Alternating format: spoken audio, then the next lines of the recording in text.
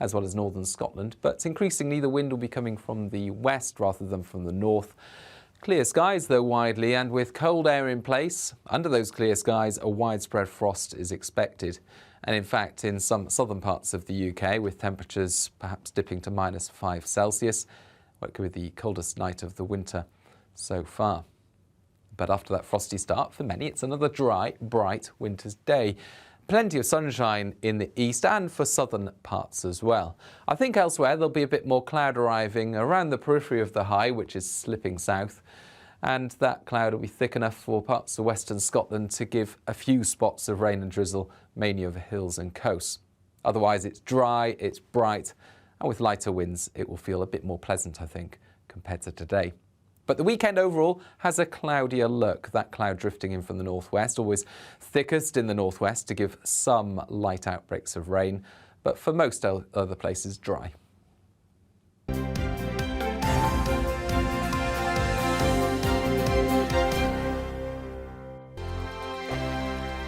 Hello there, I'm Eamon. And I'm Isabel. And you're watching the GB News digital stream across the United Kingdom. And around the world. If you're here in the UK, you can also watch us on your TV screen. GB News is Freeview channel 236. On Sky, we're channel 515. 626 on Virgin Media. Just remember, you might need to retune your TV to watch the channel. Yeah, and if you are doing that, find out more about retuning by going to gbnews.uk. Join my show Farage, 7 p.m. till 8 p.m. Monday through Thursday, and there you will get opinion, analysis, debate, and I'll cover stories that nobody else dares to touch. And then for the last 15 minutes, talking pints. We're over a drink. We have a civilized conversation with someone. We very often disagree, but we do it in a grown-up way. Come and join me on Farage.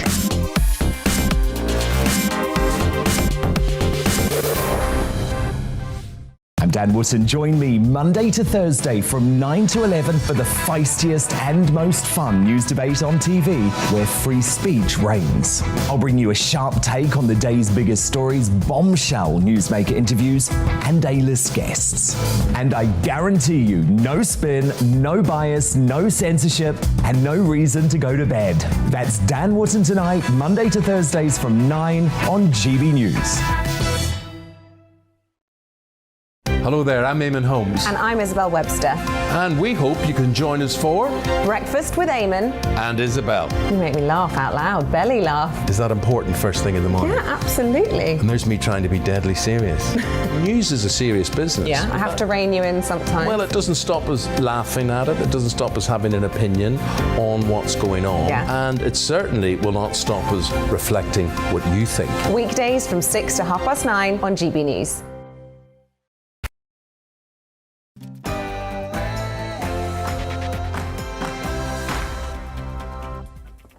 Good morning, it's 9:30 this Thursday morning, and this is The Briefing with me, Tom Harwood, on your TV and your radio. And what a 48 hours it has been. The fate of the Prime Minister is swinging like a pendulum. I'll be bringing you all the latest from Westminster after 2 days of high drama. But first, it's your morning headlines.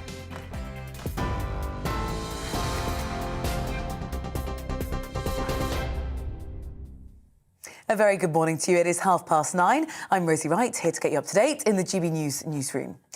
2 men have been arrested in Birmingham and Manchester as part of the investigation into the US Texas synagogue attack by the British hostage-taker Malik Faisal Akram. Greater Manchester Police say they remain in custody for questioning. The Health Secretary says the Prime Minister, Boris Johnson, is not going anywhere. Well, his comments come after the defection of the Conservative MP Christian Wakeford to the Labour Party and calls from some Tory MPs for the Prime Minister to resign. Some MPs say the defection of the MP has led to Conservatives rallying in support of the Prime Minister, with the Telegraph newspaper reporting up to 7 MPs have withdrawn their letters of no confidence in Boris Johnson. Ghislaine Maxwell's legal team have filed a motion for a retrial, weeks after she was found guilty of grooming underage girls to be sexually abused by Jeffrey Epstein. It's after one juror says he failed to disclose before the trial that he'd been sexually abused as a child and that he described his experience during deliberations. Maxwell's lawyer says the disclosures could have convinced other members of the jury to convict her. The US President Joe Biden says he believes the Russian President Vladimir Putin will move in on Ukraine. Speaking to reporters on the first anniversary of his inauguration, Mr. Biden warned there would be a heavy price if Russia does invade. Around 100,000 Russian troops are on Ukraine's border, and President Putin has made a list of demands to the West. A man's been remanded in custody after being charged with the murder of the Irish teacher Aisling Murphy. Joseph Puska of County Offaly was heckled as he was taken to a hearing at Tullamore District Court last night. The body of Miss Murphy was found on the banks of the Grand Canal after she'd gone for a run on Wednesday last week. You are up to date now here on GB News. We're on your TV, online and DAB Plus radio. I'll keep you up to date across the day. Now let's head back to the briefing with Tom.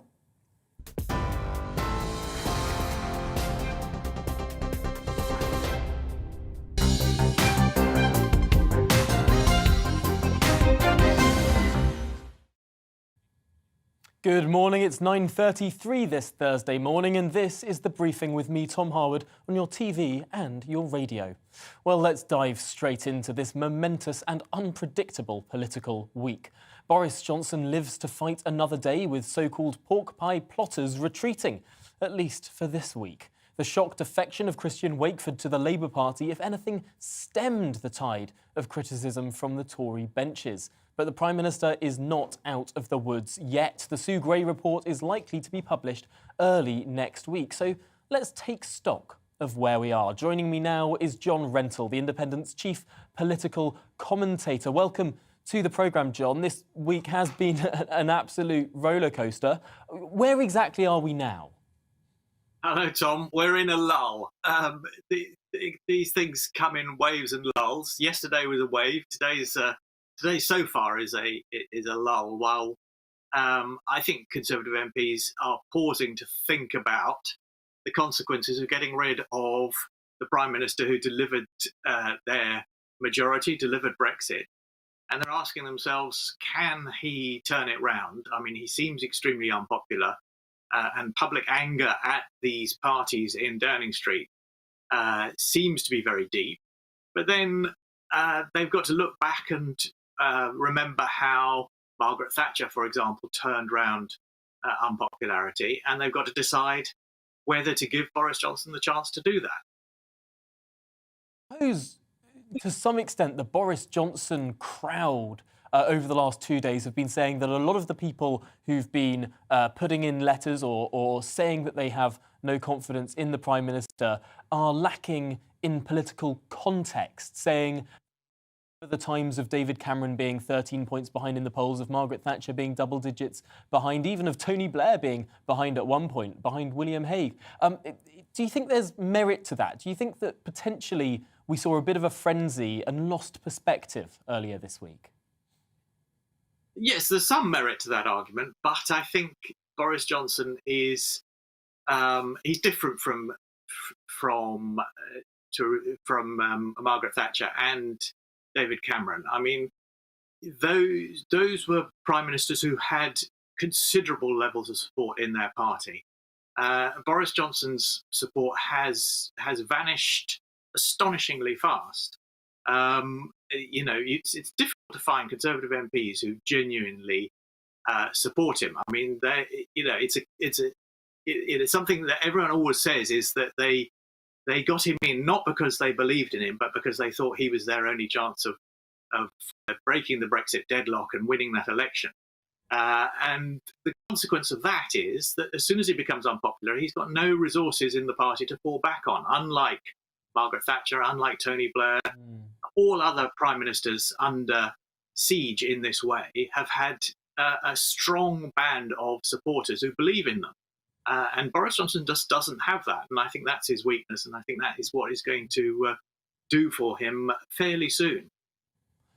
And potentially that sort of loyal following that hadn't been built up was missing because there wasn't so much of an agenda. John Rentoul, do you understand what levelling up means? I'm not sure I do. No, it's very, very vague, and it's useful. Uniting and levelling up the country sounds marvellous, but it's not really deliverable. I mean, unless you want to squash London and the southeast and destroy the wealth-generating economy that lifts the rest of the country up, levelling up is a mirage. And I think everybody knows that. I mean, that's Boris Johnson's problem, is that he was elected to do one thing, and that was to deliver Brexit. Now that Brexit has been delivered, what is the point of him? And it's rather difficult for him to convince people. And the thing for Tory MPs is that the point of him was a vote-winning magic that would keep them in their seats. If that has gone, and that's the question they have to ask themselves, if that has gone and can't be brought back, then they've got to get rid of it.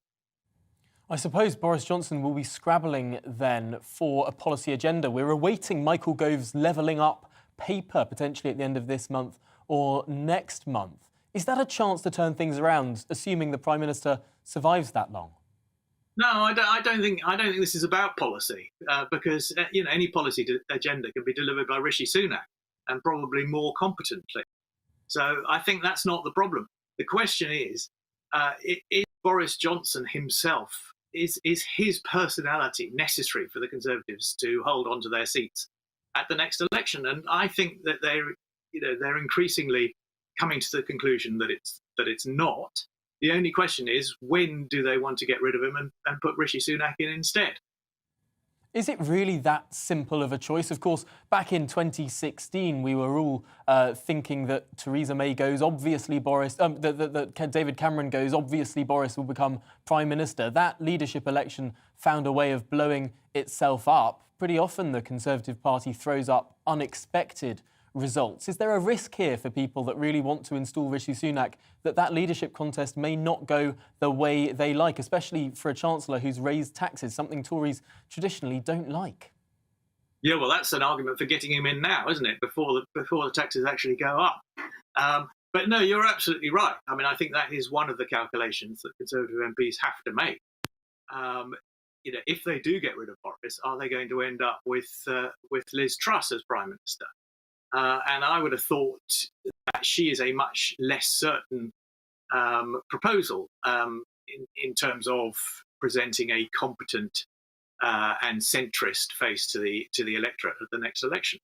That's interesting, because I was speaking to some Conservative MPs last night who were sort of presenting the Liz Truss, Rishi Sunak choice as a heart versus head situation, thinking that Rishi Sunak might be more likely to win an election, but that Liz Truss would be more likely to deliver a small state kind of conservatism, a Thatcherite kind of conservatism. They believe Liz Truss believes things, whereas are less sure that Rishi Sunak does.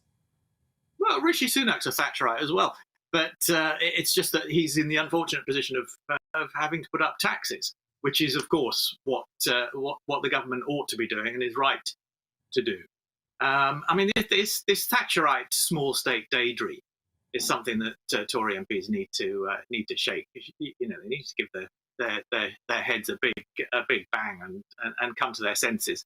It's not going to happen. It's not an election-winning formula. They need to own the centre ground. They need to be Brexity New Labour. That's the sweet spot. That's where you win elections.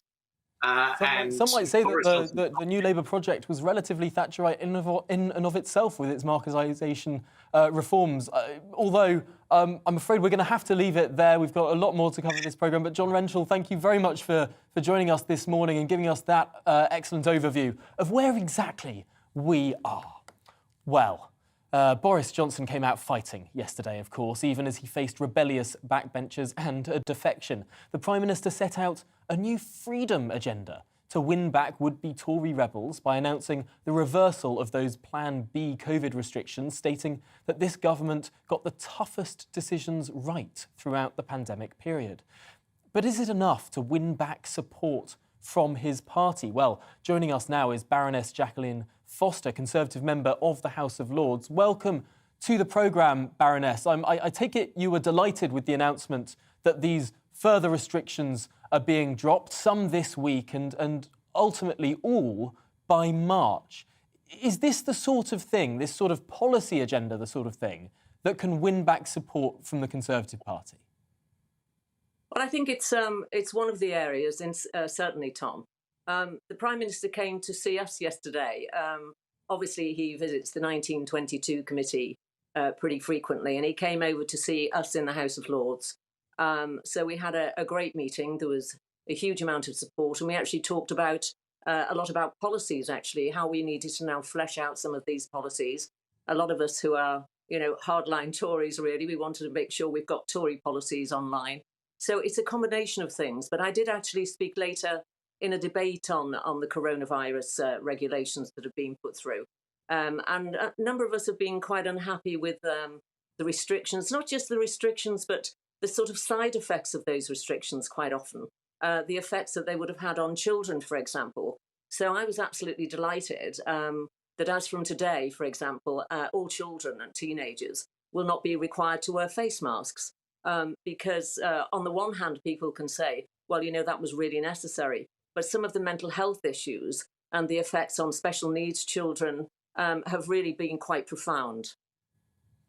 Do you think that to some extent, bubbling beneath the discontent over Partygate and all the associated dip in the polls, was a feeling generally amongst Conservative parliamentarians that this was a government that didn't really have a policy agenda, that was sort of almost wasting potentially that historic majority? We weren't seeing the kind of Thatcher-style reforms from this government. Is this a bit of a wake-up moment?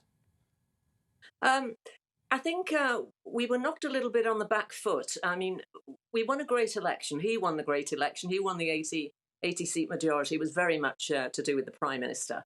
And so, of course, we had a pretty straightforward manifesto there. And but then, of course, COVID came along.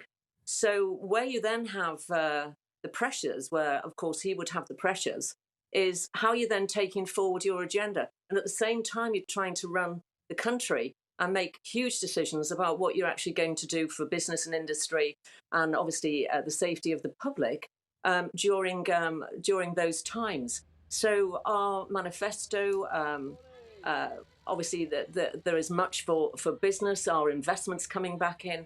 So all of that was actually under huge pressure.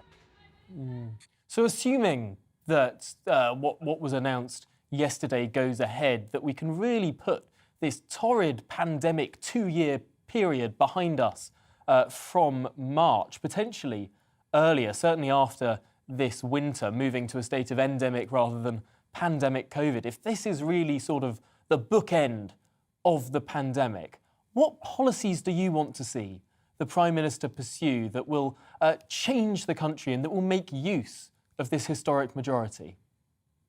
Well, the first thing I want to see is everybody getting back to work and getting back into the office as soon as possible. That's how you start really getting that your industry really moving forward in business. I specialise very much, did in the European Parliament for all those years, and prior to that, in the aviation and the tourism sectors.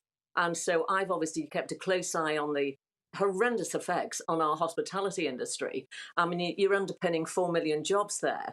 So to me, the sooner the better that we can lift restrictions. We're then back into job creation. The airlines are doing the jobs they're doing. Our manufacturing goods that we both export and import actually into this country, which come in on aircraft pretty well. People don't tend to understand that sometimes. So it's just a combination. And we can't really get back to where we need to be unless these restrictions are removed. So I'm to very, a great extent there, it's the economy stupid, I suppose. A big economic agenda is what you'd like to see from this Prime Minister. I'm afraid we'll have to leave it there. We've got a lot more to cover this programme. But Baroness Foster, thank you very much for joining us this morning on The Briefing on GB News. Really interesting conversation there. Well, the Conservative so-called Red Wall MP, Christian Wakeford, shocked many of his colleagues in Parliament yesterday by sensationally defecting to the Labour Party just 10 minutes before Prime Minister's questions. The reaction from both parties was decidedly mixed, with some political commentators suggesting that the move was little more than a cynical ploy for Wakeford to hold on to his marginal Bury South seat. Well, let's have a look at what the people of Bury South had to say. Right for Christian Wakeford to switch parties, but he needs to have a by-election. Yeah, he does, because like I said, people have already voted for what he stands for in that party, but now all of a sudden, like I said, he's gone over to another one, and he's switched one and jumped ship for another. How do you know he's not going to jump ship if that doesn't go his way to that one? Yeah. That's the problem with that one. Yeah. From a Christian point of view, because I think it's got that potential of losing that sort of credibility and that support from both parties, in that, you know, he's gone from one to the other. Can he now be trusted from a Labour point of view? Can he be trusted from sort of jumping ship from one another, and then, you know, from the Conservative of actually, you know, why has he done this? And I think it leaves lots of questions. He's acted on a point of principle for him and made a stand, but he hasn't given the people of Bury South the chance yet to make their stand. So it's time that their voices were heard as well. Yeah. He was right to make a stand, and you know, full marks to him for standing up for what he thinks is right, and for honesty and integrity. But the way in which he's done it, just moving over to another party, doesn't seem like it's the right process, and it feels like, on a matter of principle, it's disenfranchising the people who voted, because they didn't vote for that party, and they didn't vote for the policies of that party. Do you feel sorry for Boris Johnson at all? Not in the slightest. No. Not an ounce of sorry from me. No. At all. Do you mind me asking? Did you vote Conservative at the last election? Did you vote Tory? Never in a month of Sundays. Well, there's some views from Bury South. Well, joining me to discuss this sensational defection is Steve McCabe, the Labour MP for Birmingham Selly Oak. Welcome to the programme. I suppose, first of all, I have to ask, did you have any inkling at all that there was a Conservative MP that was about to jump ship, to cross the floor, as he did yesterday, just before Prime Minister's questions? No, I'm afraid I didn't. It was kept well under wraps. So, no, I didn't have any inclination at all. Obviously, there have been rumours for quite a few weeks that quite a number, particularly of the 2019 intake, are very distressed by what's going on. It's interesting that we're getting reports that the Bury South constituency Labour Party will be having a meeting tonight, that they weren't aware of this defection. Do you think that potentially there's going to be a bit of a bit of consternation there? Of course, Christian Wakeford, someone who's criticised his local Labour Party a huge amount over the last 2 to 3 years. Well, I mean, I hope that what's going to happen is people are going to see that this is a sign that A, people are coming back to Labour, and B, the level of dissatisfaction with Boris Johnson's Tory party. I mean, if Labour are going to win power, we have to bring over people who previously supported the Tories. That's inevitable. That's the only way we are going to win an election. It's interesting that the left-wing campaign group Momentum, some of the youth officers of the Bury South Labour Party as well, some big voices in the Labour Party on the left of the Labour Party are saying that this was a big mistake, that there should be a by-election. Is this a row with his own party that Keir Starmer sort of wants to have? Well, I mean, I think the kind of Momentum type of support, I mean, they had their chance. They had their chance in 2 general elections. People didn't vote for them. And in fact, at the last election, they left Labour in the worst position since 1935. So, you know, I mean, it's obvious things have to change. I think what's happening at the moment is people who deserted Labour because they didn't like the Labour Party of the past are returning as Keir Starmer brings Labour to the position that people more commonly associate with as a party of the centre that's going to look after working people, but is also going to look after the economy of the country. Now, Your party's very far ahead in the polls right now. Some polls much more than 10 points ahead. I think there was one poll that was 13 or 14 points ahead of the Tories. Why on earth aren't you agitating for a by-election here? You'd probably win it. It would be a big moment for the Labour Party. Why not follow in the footsteps of people like Douglas Carswell and Mark Reckless and have that by-election? Well, I mean, the evidence is that voters don't generally like elections that are unnecessary. There is no real tradition. You did quote Mark Reckless and Douglas Carswell, but I mean, we've had lots of defections over the years where there's been no by-elections. I don't recall any when Alan Howarth defected, Quentin Davis, Peter Temple Morris, Robert Jackson. There is no tradition, Reg Prentice, there is no tradition of this at all in British politics. I mean, if people are that desperate for an election, we can have a general election and the whole country can decide.